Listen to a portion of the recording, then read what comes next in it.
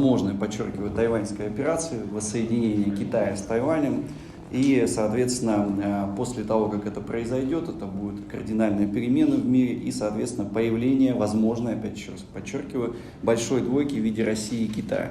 Все это на повестке дня, как бы ни казалось, это далеко от нас, граждан, дальше, да, Дальний Восток, чем Ближний Восток, но это все связано и с Ближним Востоком, и с Украиной, которую потом слово следующему оратору передам.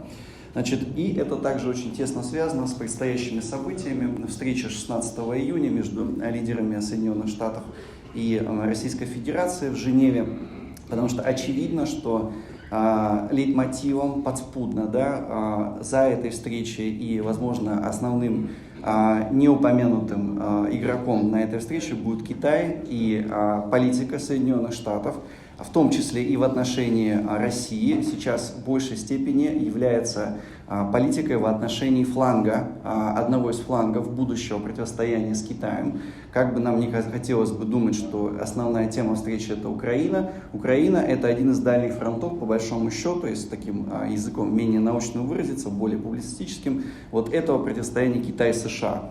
Дело в том, что происходит прямо сейчас на днях. Конгресс Соединенных Штатов поступил закон о противодействии Китаю в мире. Ранее вся риторика, в том числе предвыборная риторика Байдена, где он назвал Си Цзиньпина головорезом, обвинил его в геноциде уйгурского населения, сопоставимо высказывание в объявлении геноцида со стороны, значит, Милошевича, лидеров Ливии и, соответственно, Саддама Хусейна, опять же, к слову о Ближнем Востоке. Так вот, этот законопроект, если он будет принят, он подведет жирную черту под долгим 50-летним взаимодействием Китая и США как двух стратегических партнеров с конца 70-х, начала 80-х годов и, соответственно, создаст новую реальность. Это вот такой вот юридический фон, да, к этому противостоянию. Другой, более конкретный фон, это то, что Байден, вопреки всей своей предыдущей политике и заявлениям, да, мы помним, что чуть ли не первое его действие в ранге президента США, это было негласный запрет на употребление термина «китайский вирус», который ввел Трамп. Всех, кто говорил, что в Китае изобретен этот вирус, в лабораториях называли сумасшедшими, конспирологами и так далее. Сегодня вдруг, неожиданно, Байден ставит задачу национальной разведки, да, США найти доказательства искусственного происхождения вируса, ставить 90-дневный срок. То есть мы очевидно понимаем, что 90 дней это не срок для, значит, Эврил Хейнс, которая является женщиной, первым руководителем национальной разведки, это срок для Си Цзиньпина. Это ультиматум Си Цзиньпину по проведению внутренней и внешней политики, в том числе ультиматум, как мы можем понимать, по проведению тайваньской операции. Если силы Народно-освободительной армии Китая не откажутся от этой операции, а мы сейчас понимаем, что к этому все идет, то, соответственно, Байден оставляет за собой возможность обвинить Си Цзиньпина не просто в пандемии, а в том, что Народно-освободительная армия Китая в своей лаборатории проводила эксперименты по созданию оружия массового поражения, и это еще больше начинает нас наводить на аналогии о том, что Си Цзиньпина пытается поставить или посадить в один ряд с Саддамом Хусейном, Муаммаром Каддафи и Милошевичем. То есть вот здесь это не просто такие, скажем так, совпадения, это целенаправленная политика. Более того, одновременно с заявлением Байдена, который иногда делает очень такие странные заявления, которые потом приходится оправдываться, да, Госдепартаменту и, значит, спикеру Госдепартамента, тем не менее, это заявление ему предшествовало 17 мая новая программа Госдепартамента по поддержке развития гражданских прав в Китае. Раньше этого не было.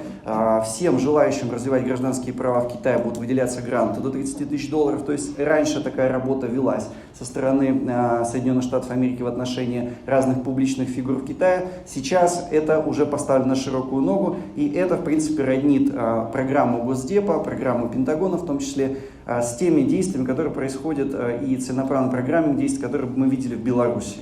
То есть вот эти все гранты, поддержка гражданских свобод, то есть все, поставлена задача выращивать в короткий срок таких личностей, таких лидеров протестов, лидеров борьбы за гражданские права в Китае, условно гражданские права, потому что мы понимаем, что в этом термине достаточно много полярных точек зрения сосредоточено. Что произошло? Почему сейчас Байден поменял свою позицию по отношению к происхождению вируса, соответственно, источниках пандемии и так далее? Очевидно, что когда Байден пришел к власти, он полагался на то, что мирный диалог с Китаем возможен, с опорой на тех лидеров, которые появились в период правления Ху Цзиньтао, да, это выходец из Китайского союза коммунистической молодежи. В частности, была ставка на Ли Кэцяна, премьер-министра Китайской Народной Республики, главы Госсовета, тоже выходца из руководства комсомола. Эта ставка не сработала, то есть та ставка, мирные методы, которые рассчитывал Байден вывести Китай из такой враждебной игры в отношении, соответственно, Соединенных Штатов, буксует. Что мы видим на самом деле, да, что происходит? Байден пришел к власти, закупок американского СПГ до этого не было в Китае в декабре, да, от начала процедуры официальной передачи от Трампа к Байдену. В декабре в 12 раз повышается с нуля, почти с нуля увеличиваются закупки американского газа. Товарооборот между Соединенными Штатами и Китаем в первые 2 месяца 2021 года увеличивается на 90%. То есть Китай действительно заливает те деньги, которые были потрачены на, соответственно, на спасение американской экономики в постковидном периоде. Они де-факто попали в Китай частично на поддержку экспортных производств, тесно связанных с проамериканским лобби, то есть непосредственно бенефициарами вот этого китайско-американского сближения. Но самое интересное, что если первые 2 месяца товарооборот увеличился 90%. Первый квартал, увеличение сократилось до 70%. По итогам первых 4 месяцев товарооборот увеличился лишь на 50%. То есть мы понимаем, что вот это источник денег, источник поддержки, в том числе американского сектора китайской экономики, он сокращается. И он сокращается и по естественным причинам, и мы понимаем, что ситуация идет к какому-то катарсису, когда вот эти действия, которые направлены на, скажем так, мирное сдерживание Китая, они исчерпали себя. И, естественно, вот окончанием вот этого, когда они себя исчерпали, естественным развитием это переход уже к открытому давлению, обвинениям в начале пандемии, разработке оружия массового поражения, кое может являться ковид. Я не удивлюсь, если завтра так заявят. В Соединенных Штатах они достаточно быстро меняют свою позицию. И то, что мы видим, это еще и подтверждается реальными такими вот отсутствием переговорного процесса между военными ведомствами, между Китайской Народной Республикой и Соединенных Штатов.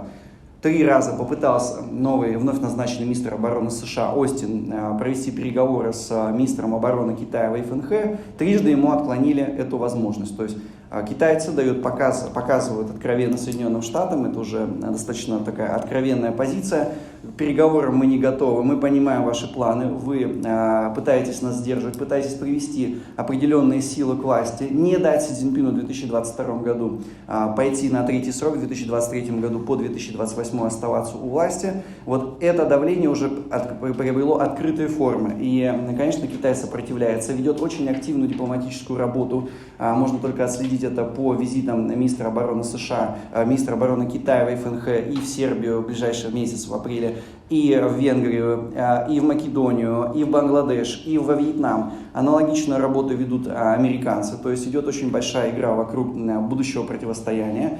И мы понимаем, что идет эта ситуация к определенному такому острому сценарию. Насколько можно его избежать, конечно, здесь вот мы дальше сейчас более подробно посмотрим. Для тайваньской операции, то, что было немыслимо, да, в ближайшие 20-30 лет назад, когда активно шло сближение Китая и США, сейчас становится реальным.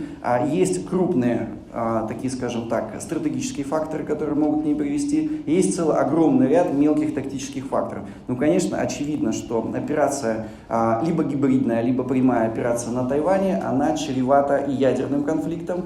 И, конечно, это де-факто, по сути дела, мы будем переживать такое, по сути дела, напряжение Карибского кризиса, который был 60 лет назад.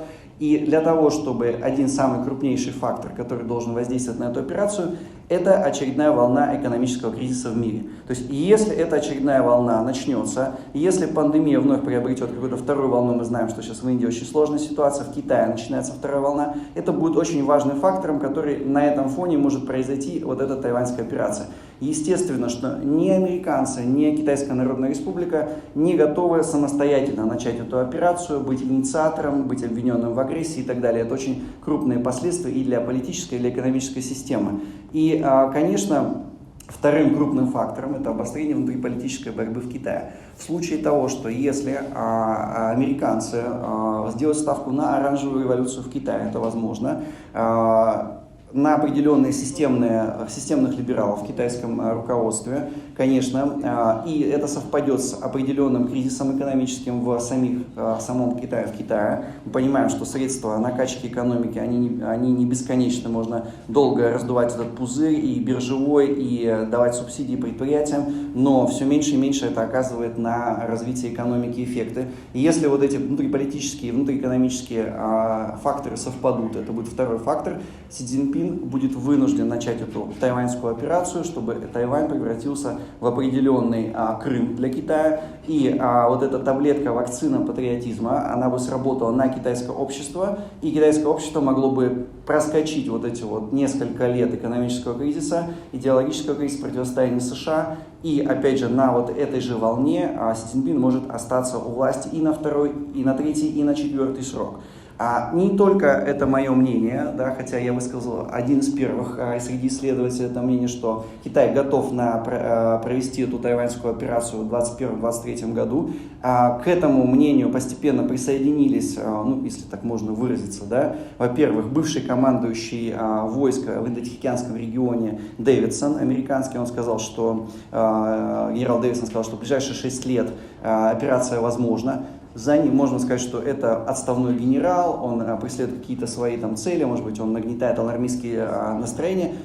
Следующий командующий, который пришел вслед за ним после занятия поста, повторил это предположение. К нему присоединился открытые данные о закрытом брифинге, опубликованные данные о закрытом брифинге сил специальной операции США, Австралии. Генерал Финдли также заявил своим командующим составом Австралии о том, что нужно готовиться к открытому противостоянию с Китаем, что Австралия должна быть готова к противостоянию с Китаем уже в открытой вооруженной борьбе. И к этому уже нескольким достаточно крупным военачальникам присоединился бывший главком НАТО Расмуссен, который заявил, что да, в ближайшие десятилетия эта операция возможна. То есть мы действительно стоим на пороге того, что реально эта операция может произойти, и когда это произойдет, действительно это зависит только от крупных таких геополитических факторов, а не только от желания китайского руководства. Значит, кроме того, что существуют вот такие значительные факторы, нужно обозначить и более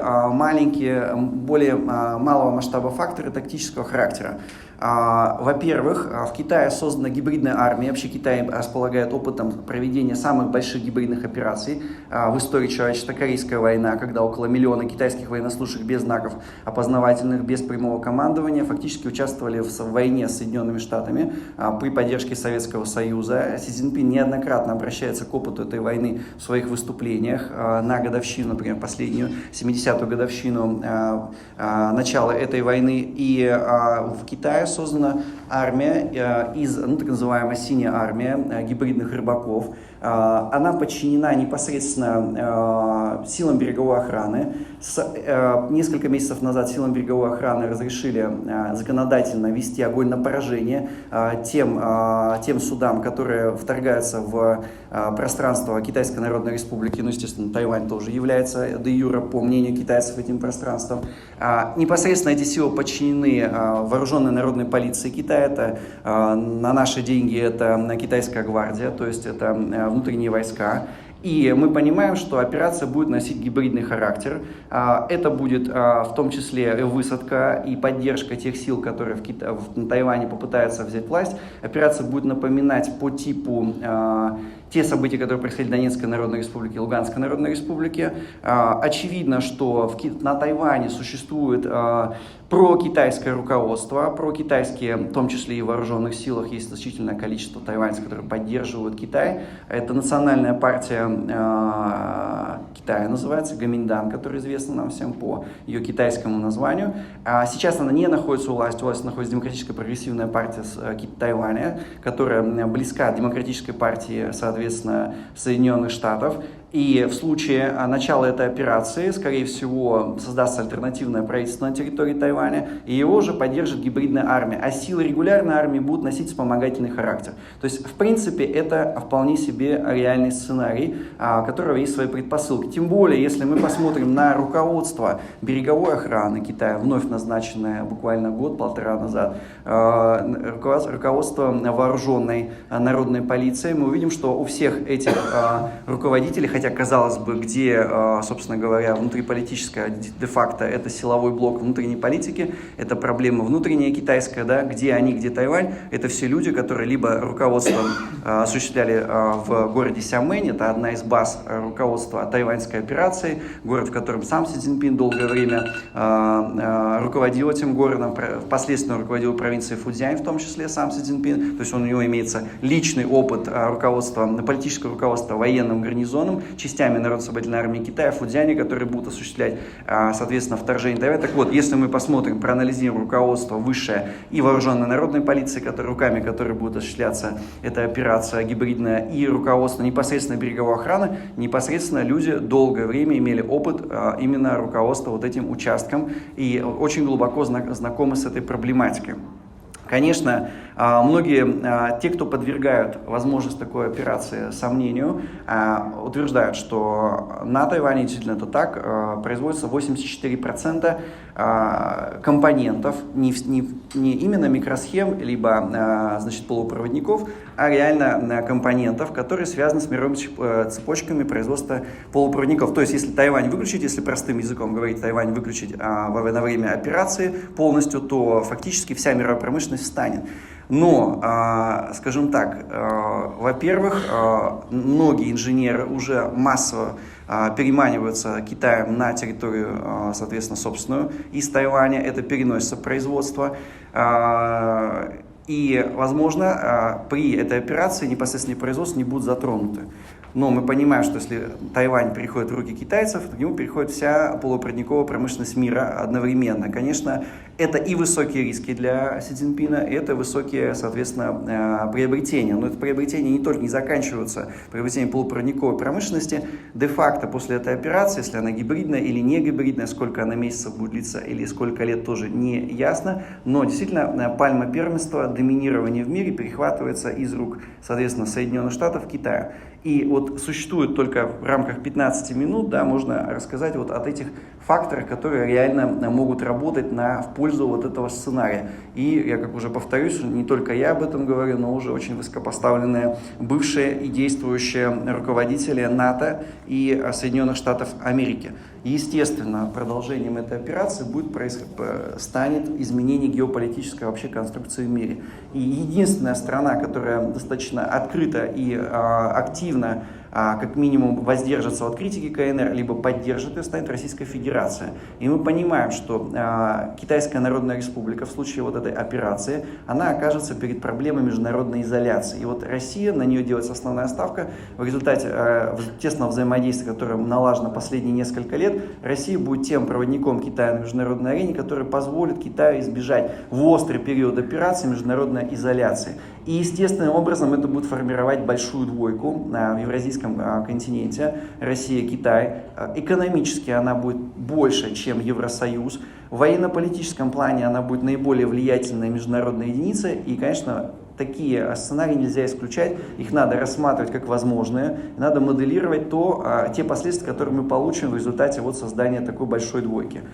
Это если коротко, но если вернуться к Ближнему Востоку, конечно, мы понимаем, что США уходит из Ближнего Востока и не только по политическим причинам, а по причинам энергетического фактора. Если раньше США закупали определенный объем нефти, были зависимы от Ближнего Востока, сейчас США превратилась в нефтеэкспортера, и де-факто роль экономическая, рычаг, которым Ближний Восток мог влиять на США, или США было заинтересовано в регулировании, соответственно, стабилизации или быть конструктивной, созидательной силой на Ближнем Востоке, вот этот фактор многократно в несколько раз снизился. Если мне не изменяет память, то закупки нефти за последние 10 лет, соответственно, сократились 3 раза. Нефти, возможно, специалист по Ближнему Востоку меня поправит, Что это значит для Китая и России? Китай, Евросоюз и Россия становятся единственными созидательными силами на Ближнем Востоке. То есть этот вопрос тоже станет перед большой двойкой. Но у России и Китая не существует, к сожалению, сил координации, групп координации по очень острым проблемам в Средней Азии,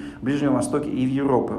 Пока эта координация существует на интуитивном уровне или близком к интуитивному уровню между первыми лицами двух стран. Конечно, задача в случае появления такой большой двойки – это создание диалогов, механизмов по координации на Ближнем Востоке, в Средней Азии и Восточной Европе. Пока такой нету. Даже по примеру Беларуси, да, мы видим, что Лукашенко в своем чемодане, последние новости, московский комсомолец, что он возил? Он привез туда свой доклад своих белорусских спецслужб о, взаимоотношениях союзного государства и Китая. То есть в эту координацию вмешиваются кому только, извините. Ну да, но это уже следующий. Да, в общем, нужно эту проблему как-то закрывать.